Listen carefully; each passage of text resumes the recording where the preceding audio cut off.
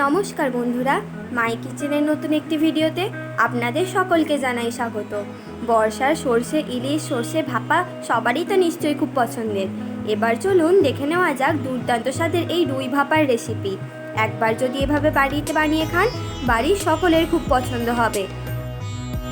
বানানো যেমন খুব সহজ, ঠিক তেমনই মাছটা খেতেও কিন্তু অসাধারণ হয় আর নরমও লাগে। তাহলে চলুন ভিডিওটা সম্পূর্ণ শুরু করা যাক। আপনাদের কাছে পুরো ভিডিওটা দেখার জন্য অনুরোধ রইল। প্রথমেই আমি একটি পাত্রে রুই মাছের পেটির পিসগুলি নিয়ে নিয়েছি। এবার সামান্য লবণ, হলুদ এবং লেবুর রস মাখিয়ে মাছটাকে খুব ভালোভাবে মাখিয়ে নেব। লেবুর রস দিলে মাছের আষ্টে গন্ধটা কেটে যায়, মাছটা খেতেও কিন্তু খুব ভালো লাগে। এবার আমি একটা বাটা মশলা তৈরি করে নেব। সেই জন্য আমি একটা বাটিতে 1 চামচ কালো সর্ষে, 1 চামচ সাদা সর্ষে, হাফ চামচ পরিমাণ পোস্ত, হাফ চামচ পরিমাণ চারমগজ, 2টো কাঁচা লঙ্কা ও অল্প পরিমাণ লবণ দিয়ে মশলাটা মিহি পেস্ট করে নেব। এখানে ঝাল আপনারা আপনাদের স্বাদ মতো দিতে পারেন।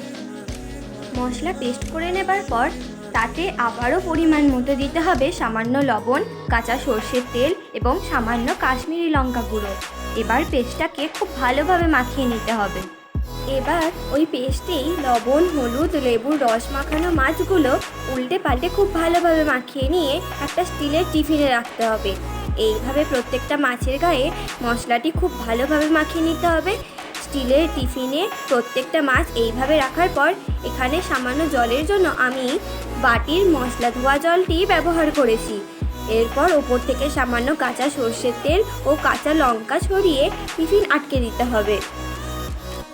যতক্ষণ আমি এইসব তৈরি করছিলাম, অন্যদিকে আমি একটা হাঁড়িতে জল বসিয়ে দিয়েছিলাম। জল ফুটে এলে টিফিনটা এইভাবে রেখে দেব। অল্প আঁচে আধা ঘন্টা মতো রেখে গ্যাস অফ করে দিয়ে আরও কিছুক্ষণ চাপা দিয়ে রেখে দিতে হবে।